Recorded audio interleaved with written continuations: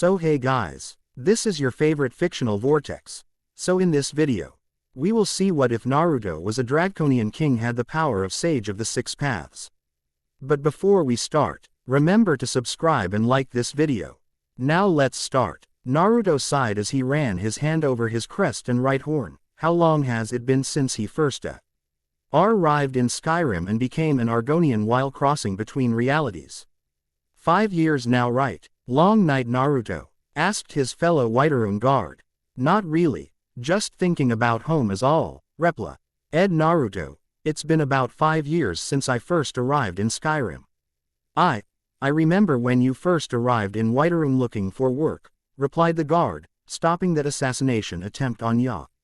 RL Balgruff in broad daylight really earned you a lot of positive attention. Naruto chuckled at that, as he had just arrived in Whiterun after spending 6 months training with the Greybeards at High Hrothgar, the place where he first arrived in Skyrim, and discovering not only what race he had turned into, but that he had also been turned into a secret Dragonborn on top of that, courtesy of the gods Akatosh, Kynareth and Talos. Boy, what a day that was. Nagato had just gave his life resurrecting everyone he had killed in his attack on Kohona when an very old man with horns and strange robes appeared. But more importantly was the fact that he had the Rinnegan. Who are you? Asked Naruto shakily, already having an idea on who this man was. You know me as the Sage of the Six Paths, replied Hagoromo, but my real name is Hagoromo Otosuke, and the one who shared the gift of chakra with the world as well as sharing ninshu, which has since then has been horribly corrupted and twisted into ninjutsu. Naruto could feel the anger and displeasure of his teachings being turned into something else, but what could he do about it? And why was the sage here now? And how could he be here? Didn't he die ages ago? Why are you here? Asked Conan. And why now of all times have you returned?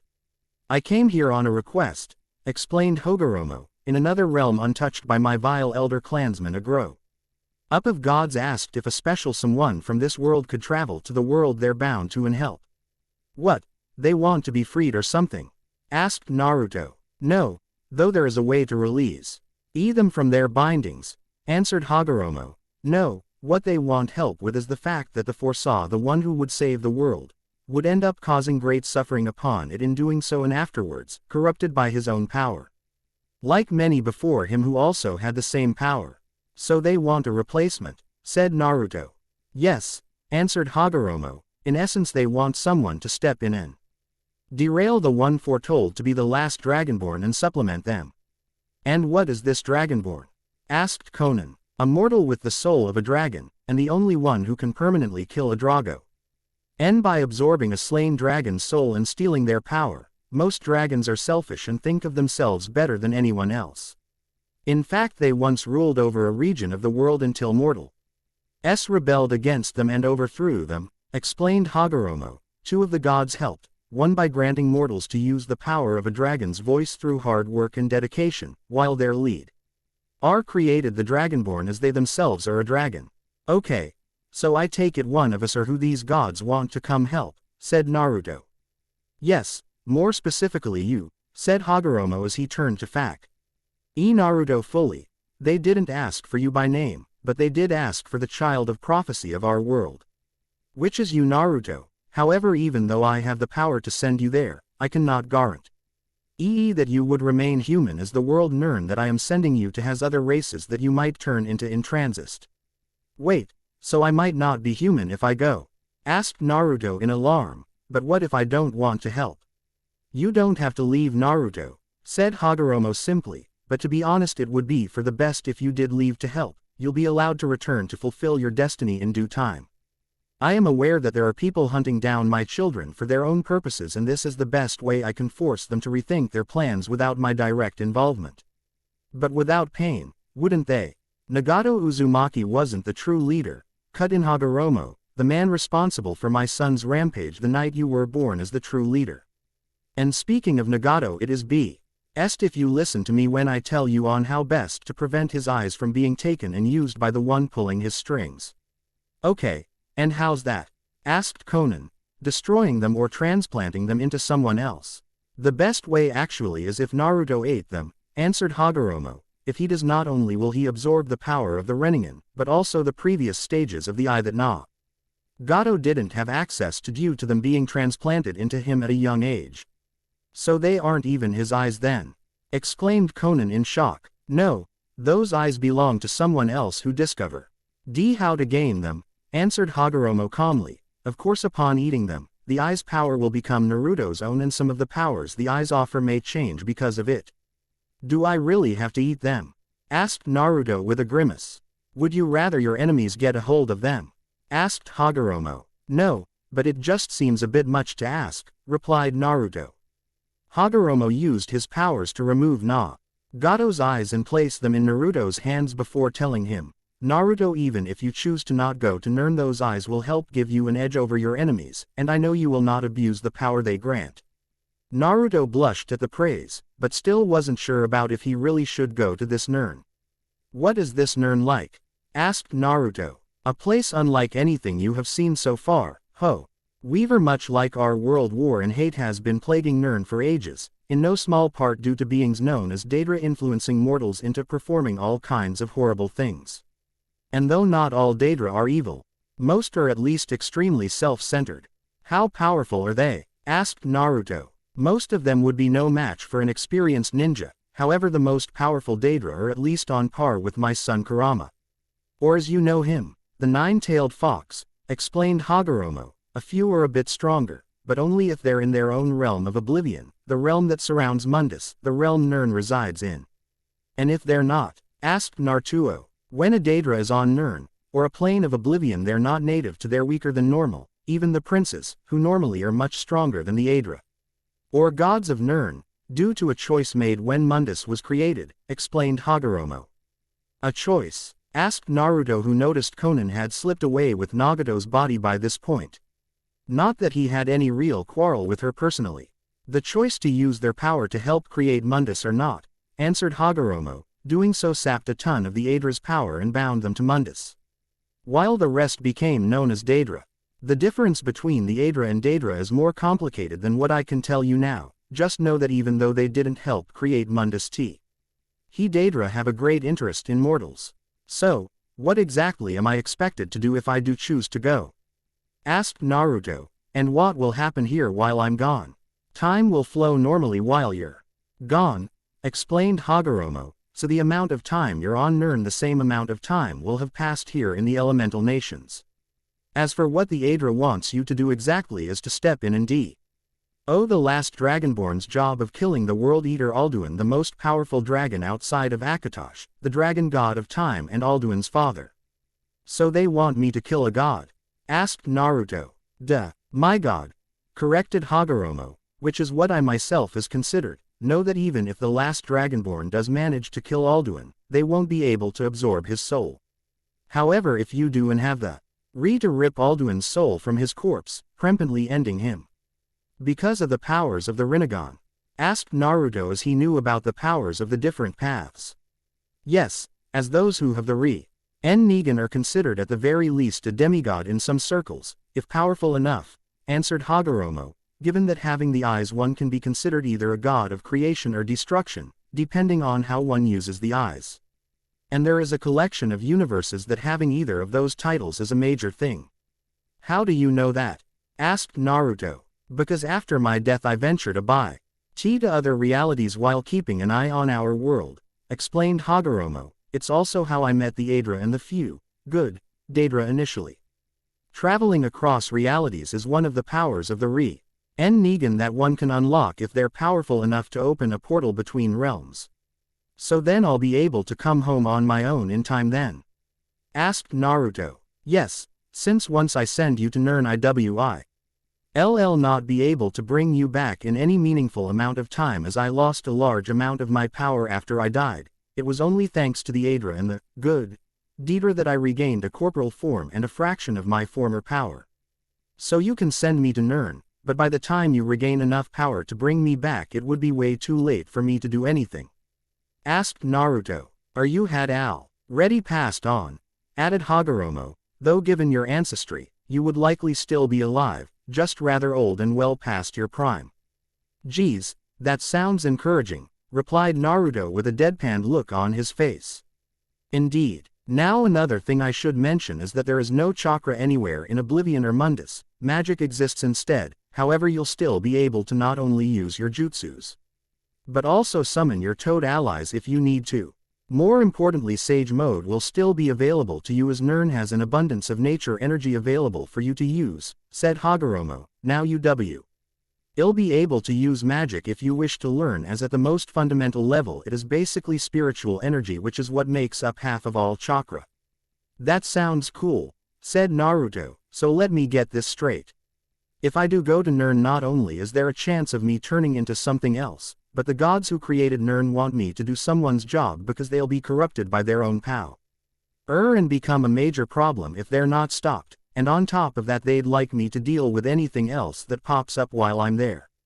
Am I correct? Correct. As for how long you'll be there, I can't say, replied Hagoromo, but I was told that you'll be given some time to adjust before Alduin returns, kickstarting the events that will reveal the last Dragonborn and other major events that will shape the future of the province of Skyrim, the region you'll be staying in during your stay on Nern, as well as the rest of the world at large.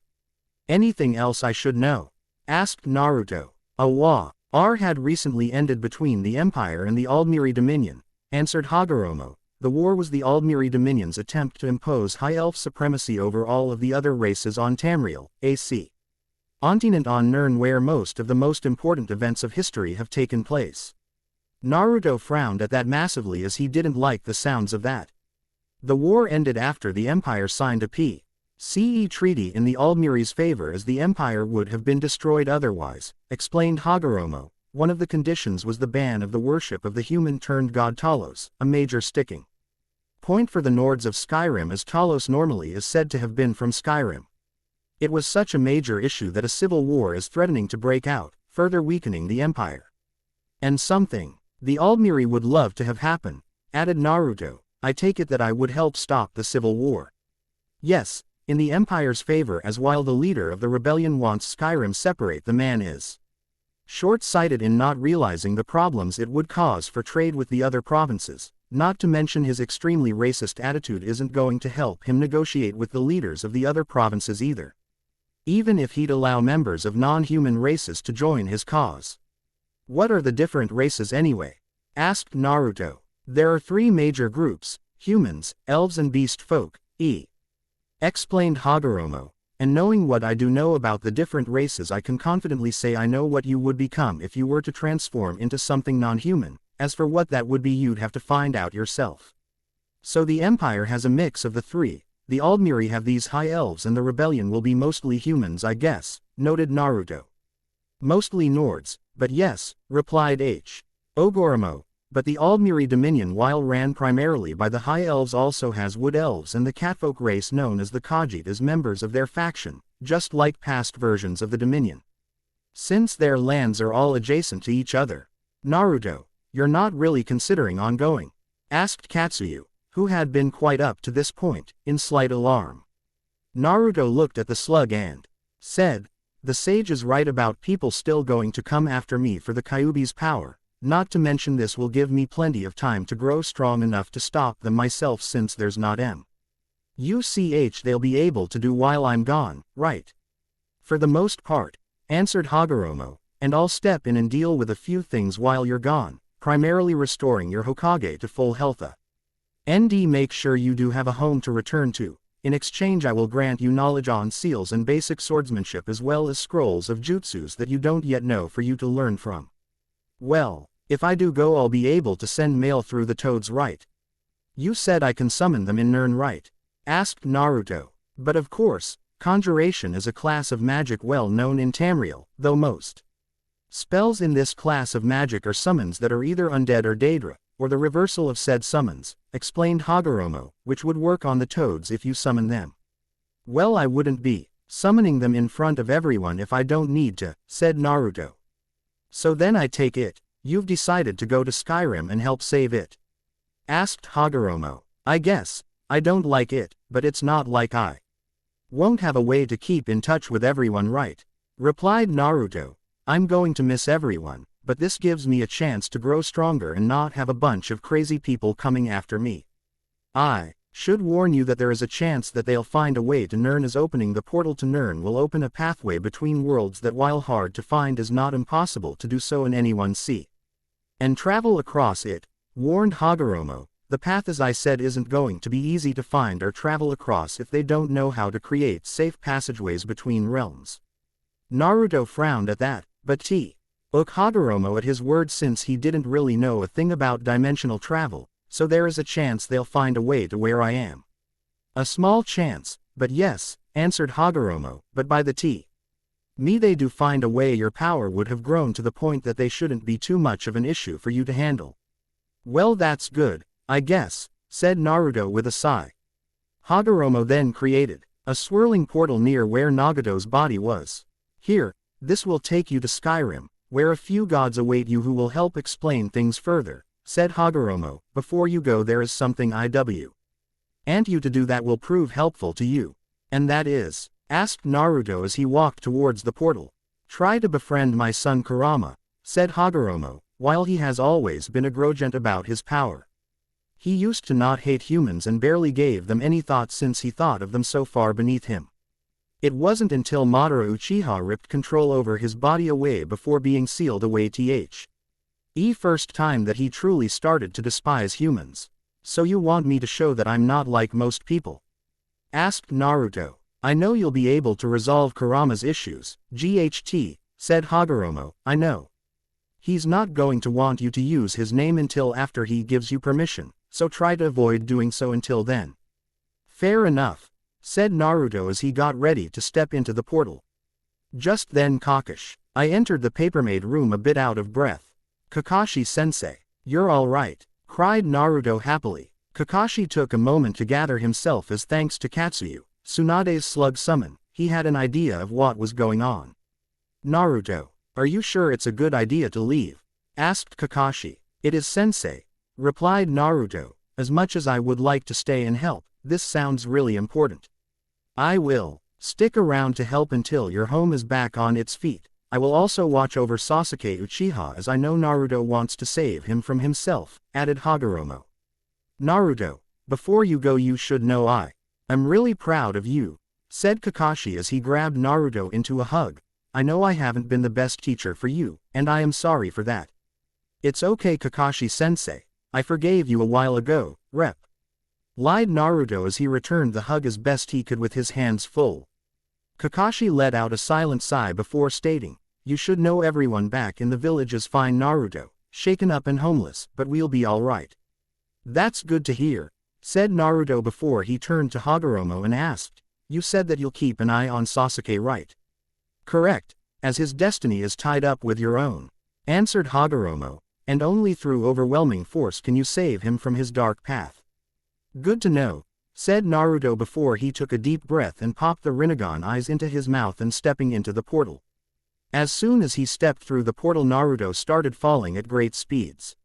Naruto was forced to close his eyes due to not only the high winds but the sudden pain he was in.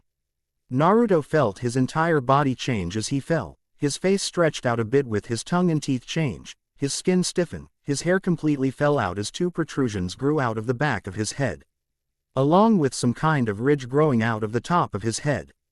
Finally Naruto felt something grow out of his back end before he was able to open his eyes and see the swirling vortex he was falling through.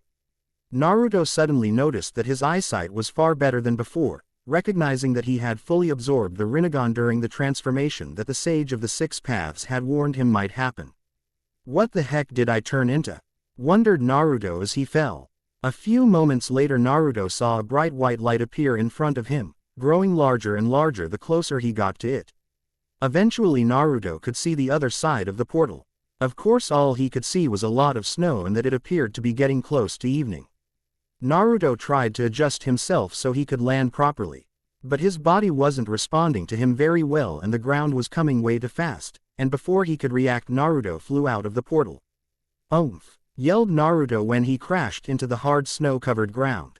"I see the child of prophecy from the elemental nations has agreed to assist us," said a deep powerful voice off to Naruto's left, causing him to shakily rise up to his hands and knees and look over to the source of the voice.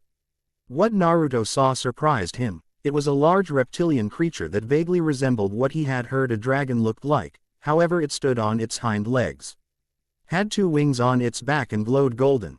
"Who are you?" asked Naruto, instantly noticing the now reptilian accent to his voice. "I am Akatosh, the dragon god of time and leader of the Aedra," introduced Akatosh. "I am glad that you agreed to come to help us with a problem that I have foreseen." "The last dragonborn, right?" asked Naruto. "Indeed," replied Akatosh grimly. "I have glimpsed into his nature and found him wanting greatly. I wish someone more worthy was blessed with my gift, but alas that did not happen." "If you created the dragonborn, don't you choose who becomes dragonborn?" asked Naruto. "To a degree," answered Akatosh. "I can make someone dragonborn if they prove themselves worthy, or that person is descended from a dragonborn. However, on occasion someone is born as dragonborn without either me turning them into one or from their bloodline. The last dragonborn is such a case, and as their title suggests there will be no more dragonborn after them." "Why?" asked Naruto. Akatosh snorted and said, "Because the Elder Scrolls decreed it so. However, thanks to you I have circumvented them and have caused a new dragonborn to enter the playing field." "And that's me, correct?" asked Naruto. "Correct," replied Akatosh. "I have seen that the last dragonborn will become arrogant and powerful, thinking themselves above practically everyone around them. Eventually, coming to the idea that they're a god and act as such." "That sounds bad," noted Naruto. "Oh, it is," said Akatosh. "They will amass so much power that they'll be able to open a gateway that leads to where our powers are bound. Going there and destroying our avatars that are trapped there." "And what will happen to you then?" asked Naruto. "His reckless assault upon our bound powers will doom the world," answered Akatosh. "While it would break us free from Mundus, it would also essentially kill us at the same time, leaving Mundus with no protection from the Daedric princes and their plans for this realm." "But there is a way to free you without killing you, right?" asked Naruto. "There might be, but if there is neither I or my fellow Aedra know about it," answered Akatosh. "Trust me, as much we like this realm, our true home is Aetherius." "What's that?" asked Naruto. "Aetherius is the home of the gods, the afterlife and the source of all magic. It is also the reverse of Oblivion where the Daedra reside." Explained Akatosh. "Getting to Aetherius is far more difficult to reach than the realms of Oblivion, but all the stars you see in the sky are where Magna Ge fled Mundus during the creation of the realm." "Magna Ge?" asked Naruto. "The group of divines who at first helped create Mundus, however upon realizing the treachery Lorcan played so that Mundus could be created fled," explained Akatosh. "We used to known as Idata before Lorcan's trick, but afterwards we became known as Aedra, Daedra and Magna Ge, that last group being called as such as they followed the god of magic Magnus who created the sun when he escaped into Aetherius." "Who's Lorcan?" asked Naruto. Akatosh let out a long-suffering sigh. "Lorcan. Lorcan was a creative god, always creating something or another. But eventually, he got the idea of creating a new realm between Oblivion and Aetherius for mortals to exist on. Most of us agreed with his idea at first and some of us gave more of our power than others. However, at some point Magnus realized what would happen if things continued and fled with a large number of followers. It wasn't until much later after I found Lorcan's notes on how much power would be needed to create Mundus that I realized that not only had Magnus and his followers stayed but a few others that had abstained from helping actually helped, then no one would have permanently lost massive amount of their power." "Ouch. What happened to Lorcan anyway? It sounds like he's not around anymore," asked Naruto. "In a fit of rage after Mundus was created and realizing what had happened to us I ripped his heart out and threw it into Nirn. Recognizing that destroying it would kill everyone who was now bound to Nirn at that moment," explained Akatosh. "Lorcan's heart was later found by mortals and was the cause of many events over the ages until it was destroyed by a mortal." "But then how?" began Naruto. "The heart's physical form was destroyed, but its power still exists," swiftly answered Akatosh. "Though our bindings were weakened because of it. I don't know what became of the heart's power, just that whoever comes into contact with it will obtain godhood and take Lorcan's place. Though Ortals think Talos has taken his place after his death and ascension to godhood. And Talos isn't allowed to be worshipped due to some angry Elfdo. Yes, and if you could possibly knock them down a peg, please do," sighed Akatosh. They falsely think that they, as well as all Mer, descended from us Aedra. Not true. We may have played a role in their creation, and some Aedra might have been a bit too close to them, causing them to falsely assume they're related to us. And they have no idea?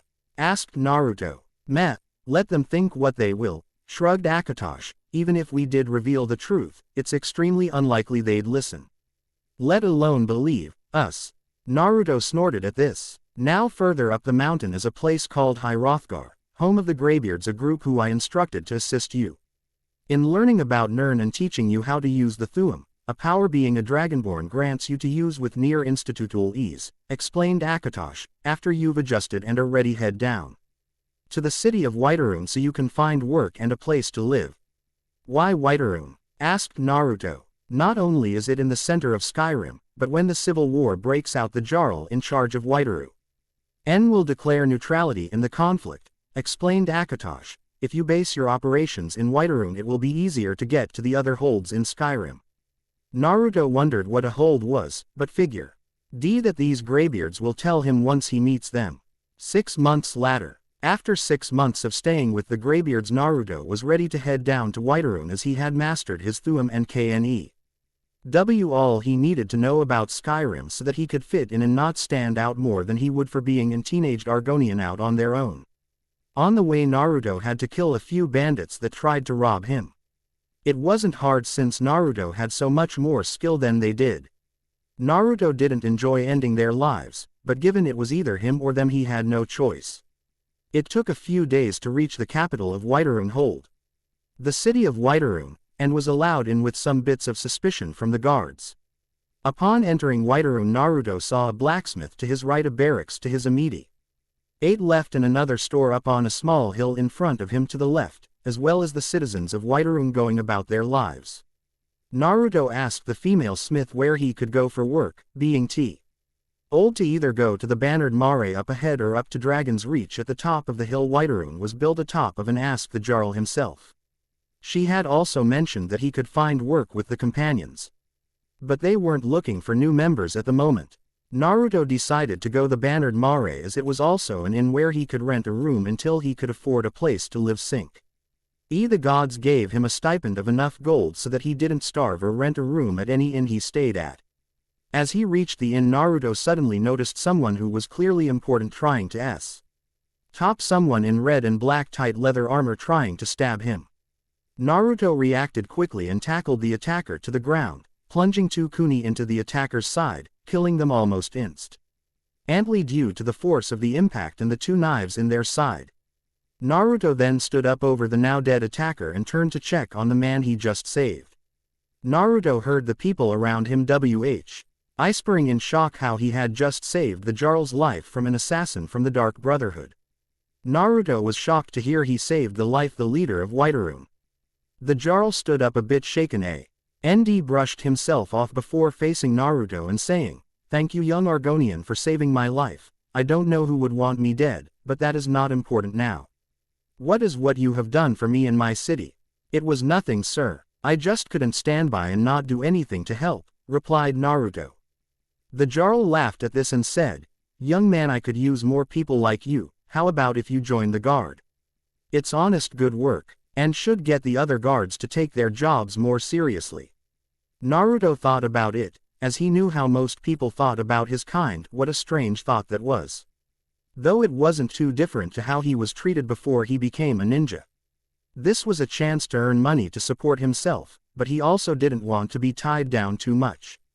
"I see. I'll do it part-time," replied Naruto honestly. "I kinda do want to use Whiterun as my base to explore the rest of Skyrim from." The Jarl nodded at this and said, "This I can arrange, not to mention the action to an Dragconian being employed as one of my guards would be in the other holds when word gets out."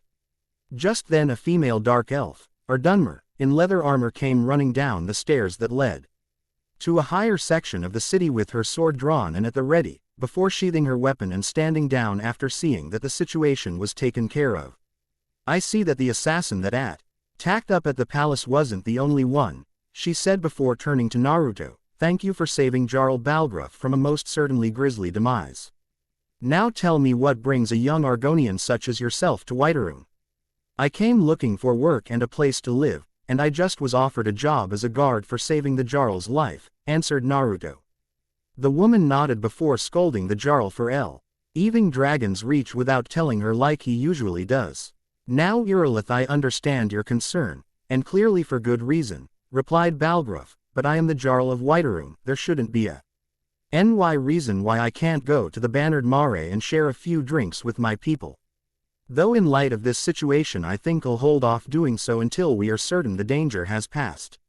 Well, then if that's the case then you should follow me, said Irilith with surprise written on her face. As Housecarl it is my job to make sure the Jarl and his people are safe from any dangers. If you are to join the guard I need to assess how effective you truly are before sending you over to the captain of the guard to be assigned a post to protect.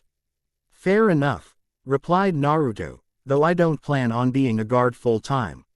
I'd still like to explore the rest of Skyrim. I'm sure it can be arranged, replied Irilith before having Naruto follow her up to Dragon's Reach and the porch where the Dragconian Numenex was imprisoned before being killed. After a quick spar, Irilith was incredibly impressed by how skilled Naruto was in a fight, like he has been training since he was a child, something that drew a bit of concern for her. However, Naruto's quick adaptive thinking allowed him to avoid most of her strikes while landing superficial strikes with the wooden sword he was using for their spar, eventually managing to disarm her of her own wooden sword. Impressive, noted Irilith with surprise from her position on the floor. Not many are able to best me in battle, let alone someone so young. Ith, you'll make a fine addition to the Whiterun Guard, even if for part-time. Thanks, replied Naruto happily as he helped the Dunmer up. I think I'll explore the hold for a bit before starting my guard duty, is that alright? Report to the captain so we can get your measurements so we can get an outfit made for you, then you may explore the hold as you wish, answered Irilith. It'll take a few days to have it made. But you may stay at the barracks in the meantime as you're joining the guard. Alright, replied Naruto with a nod. Any ideas of where I should explore first? Irilith thought about it for a moment before answering. The mountains to the south should suffice for a quick look. Riverwood to the south is a bit far to walk to and back, and Rorikstead is even further away, so as long as you can see the western watchtower clearly you'll be fine. Thanks, thanked Naruto before he headed down to the barracks to meet the captain, and his future boss, to get measurements made out for his guard outfit. Wondering if they'll give him one of the helmets he's seen most of the guard wear, though not likely due to his horns.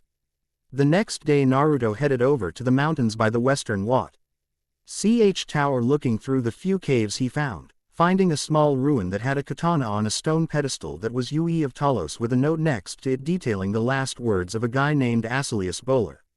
Naruto claimed the sword and kept the note with him, thinking over what he had been informed of the Blades by the Greybeards and how in the distant past they not only killed off most of the dragons that survived the uprising that toppled their empire, but how later on the Blades served as the bodyguards of the Dragonborn emperors. The Greybeards didn't say much on what became of the Blades after the death of the last Dragonborn emperor, as they don't really know. Well, it appeared as though the Thalmor killed them off at some point. Why they did Naruto had no idea. Later that day Naruto cleaned his new sword and had it attached to his belt. Thankfully Akatosh had provided some new clothes for Naruto to wear instead of his original outfit that had been ruined anyway during his transformation. Naruto kept his headband, but attached it to his pack. While looking over some of the weapons and armor outside Warmaidens that the owner and blacksmith Adrian had out for sale, Naruto was approached by Irilith, who had a look of concern on her face. Naruto, a small situation has occurred up at Dragon's Reach and I'd like you to look into it as you've proven yourself incredibly capable, explained Irilith. What exactly is the situation? Asked Naruto. A strange archway appeared outside of Dragon's Reach with an unknown portal within it. We're not sure where it leads, but we do know it doesn't lead to any plane of oblivion since those types of portals give off a distinct energy, explained Irilith. Well, luckily I'm deciding what kind of armor I want, replied Naruto. I'll be up there once I'm done and changed into some armor just in case something tries to attack me. Good. Please hurry. Jarl Balgruuf is rather concerned about the situation and refuses to leave his bedchambers until it is solved. said Irilith before she headed back up to Dragon's Reach. Naruto quickly decided to get a set of regular leather armor as it was all he could really afford at the moment due to his low funds. Went into the barracks and changed into the armor before running up to Dragon's Reach and finding a few guards standing off to the side looking at something just out of sight if one was standing at top of the stairs that lead up to the keep. Naruto quickly joined them and saw the archway and portal he was told about. Good you're here, said Irilith. Farangar already has examined the portal and said that he could sense some faint necromantic energies coming from the other side, and as such said that whatever is creating the energy is incredibly powerful, so be careful. Don't worry about me, Irilith. I'll be just fine, replied Naruto. Well, just in case take these with you, said Irilith as she handed Naruto some health and magic potions. Naruto nodded in thanks before going into the portal. After going through the portal, Naruto looked around and found himself in a room that archways that also had portals, but only one didn't lead back to Nirn, so it must be the way forward. I better make sure no one else can show up, Naruto told himself as he pulled out a batch of explosion tags and rigged the room to blow after he was done figuring out what this strange place was and what the source of the necromantic magic was and destroy it somehow. After going through the one portal that led further into wherever he was currently, finding that he had to go through a few rooms that had appeared lived in. But there was no one around at all. So Naruto gathered up the loot he could find, sealing the stuff away and placing them into his special pouch for later. It took a few times of going through various portals before Naruto found his way out of what he discovered was a very old tower in the middle of an empty snow-covered valley. Well, this is dull, noted Naruto as he looked around. There's nothing here as far as I can see. Guess I'll look around to see if I find anything. Naruto found 2 caves, one that led to a ruin that was completely frozen over as well as 4 powerful ice wraith-like creatures that he was forced to destroy, but aside from them there wasn't anything else. The second cave also had a ruin, but it was underground, but also fairly empty for some reason, but Naruto could tell that he was in the right place. As he went further and further in, Naruto encountered some strong undead. However, Naruto wasn't prepared for what he would find near the end of the vast ruin. A dragon, but one that appeared to be made from pure living chrome as every inch of it was metallic and reflective. My legacy will not end, roared the large dragon as he unleashed a fire breath at Naruto, who ducked behind a pillar to avoid the fire. Whoa, hey, I'm not here to kill you. I'm here to figure out what the powerful necromantic energy is and deal with that, yelled Naruto. The dragon actually stopped and said, so you, Adova, aren't here to slay me and steal my power, but are after the ones who sealed me in this pocket realm for Akatosh knows how long. Correct, replied Naruto as he stepped forward towards the dragon. I didn't even know you were here. Who are you anyway? I am known as the Silver Drake in your tongue. Long ago during the uprising against us, the master of this place wanted to preserve his order by sealing us away in a realm of his own creation, preventing my demise at the hands of the rebellion, as I was quite the prize for them.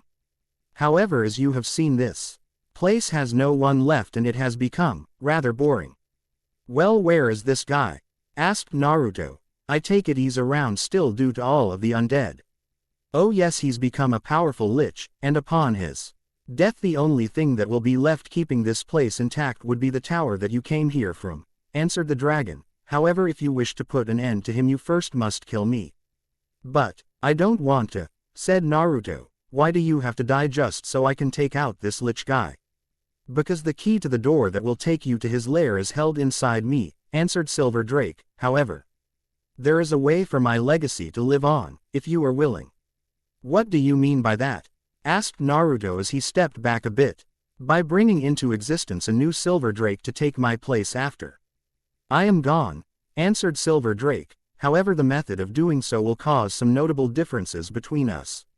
And exactly how are we to bring a new Silver Drake into existence? Asked Naruto. Normally to bring forth a new Dova, one would go about it by the typical physical means. However, Dova do not have to in order to give rise to a new Dova, explained Silver Drake, means that work for our needs. Due to us both being male and I being so much larger. Naruto blanched at the thought of that happening. Now, while a single Dova can perform this task on their own, a Dova in their right mind would not do so. continued Silver Drake, the resulting Dova would have a host of problems that would make it not worth doing so. And what is this method you're talking about? Asked Naruto. A melding of our souls, answered Silver Drake. By sacrificing a portion of ourselves, the egg of a new Dova will be brought forth, and since you are Dova, you can do this as well, though the child will share traits from both of us. And what of the egg afterwards? Asked Naruto. You'll have to raise the young Dova, answered Silver Drake. Normally a new Dova grows to maturity rather quickly if circumstances call for it. However, I suspect that the child will grow and mature much slower than normal for regular Dova. This I believe will actually be of benefit for them, as they will be able to experience growing up among the lesser races. A bit arrogant there, don't you think? Deadpanned Naruto. What true Dova isn't? Retorted Silver Drake with a shrug. But enough of this prattle, are you willing to preserve my legacy or not? Naruto took a deep breath and thought about it for a sec before answering. I'll do it. I'm not sure how good of a father I will be to, well, our child, but I can see how important this is to you.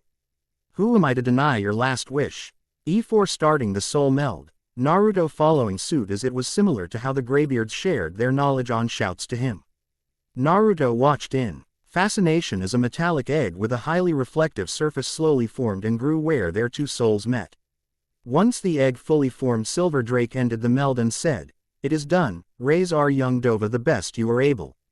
Ensure my legacy lives on in the hearts and minds of mortals for ages to come." Naruto drew his sword and walked up to Silver Drake and said with a sad smile, "Don't worry.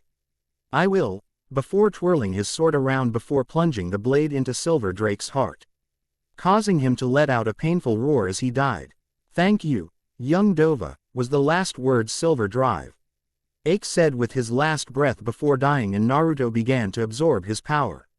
Naruto grabbed his egg, a extremely odd thought for him, but a welcomed one, and put it in his satchel before finding a key among Silver Drake's bones and unlocking the door that led him down to where the lich responsible for this place waited.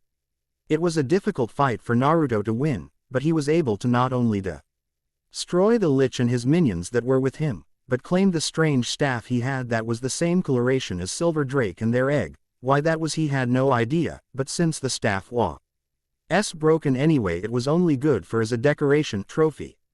Naruto easily made his way back to the tower and decided to destroy the entire thing with a bang before anyone else came in. So he used all of his explosive tags and as many exploding shadow clones that could fit inside before leaving out of the portal that would take him back to Whiterun, letting off all of the explosions at once the moment he stepped through the portal. Outside of the tower, a few Thalmor agents that had managed to slip into the pocket realm watched in horror as the tower exploded with such force, the shockwaves knocked them into the cliffside. However, their horror didn't end there. They saw that the entire realm began to unravel as the anchor that held the realm in place crumbled into dust before their very eyes. Their screams of terror went unheard as their very beings were ripped apart by the dissolving of the realm, never to be seen or heard from ever again. Normal perspective. Naruto saw the portal collapse into itself right as he walked out of it, signaling that the realm was destroyed for good. "Naruto, what happened? Where did the portal go?" asked Irilith as she saw the portal collapse just as he walked out of it.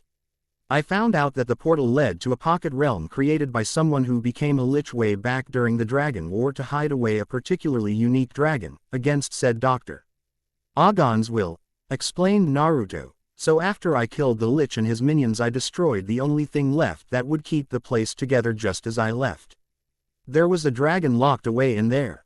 asked Faringer in shock. "Yeah, it was really powerful," replied Naruto. "It really did not want to be forgotten or killed, but after coming to an agreement he allowed me to put him out of his misery and get the key that was inside him so I could kill his jailer." "I see. As much as I would love to hear how you managed to get a dragon to allow you to kill it, I think it would be best if we didn't know." Said Faringer. "I am sure the Thalmor will be investigating this and will be questioning everyone involved. And the less anyone knows the better," said Naruto. "I mean, we don't have to say anything about the dragon since he wasn't the one behind the portal. We can just say that a really powerful creature was sealed away by a lich that was also its jailer. While I'm sure they'll want to know what the creature was," Given your age and where you're from, they most likely just assume that you didn't know what it was, said Irilith, since most Thalmor think so little of your kind. Once they find out your involvement, I can assume that they'll take whatever answer you give them and move on. Naruto frowned at that, but agreed with Irilith. As it is getting late, I think it is best that we get some rest, advised Irilith and Naruto. Good job handling such a dangerous situation that caught us off guard. I can't wait to see what else you will do. Naruto headed to the barracks, and as he was the only one in at the moment to take out his egg and held it so he could get a proper look at his child. The egg was completely smooth and highly reflective, as Naruto could see himself in the surface of the egg.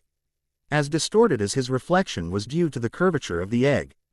Naruto, however, could sense his child already had the beginnings of a chakra network, and thankfully had taken after him in physical appearance. Man, what am I going to do once you hatch? Naruto asked himself. I haven't got the slightest clue on how to raise a child on my own. But it doesn't matter, I will raise you with all the love and care that I can provide. I don't want you to have to go through what I did growing up. Naruto put his egg back in his satchel and went to bed, as the day's adventure tuckered him out. 2 months later, Naruto, after saving up enough gold, bought the house Breeze Home shortly after the previous owners sold it so they could move out to Hammerfell and away from the rising tensions between Windhelm's Jarl and the High King of Skyrim. Naruto knew things weren't going to end well, but his main concern at the moment was both making sure his egg hatched healthy and figure out who kept going in and out of the well in the center of the marketplace in the middle of the night, stealing food and other supplies that would be left out overnight. Apparently it had been going on for a few years now, but no one could catch the culprits. The only thing anyone knew was where they came from. Jarl Bulgruff had instructed his guards to catch one of the culprits so they could be questioned and dealt with appropriately. Naruto figured he would be able to catch them, but since they only appear once every few months, he had to wait to catch them. The end. Remember to subscribe and like this video. See you in the next video.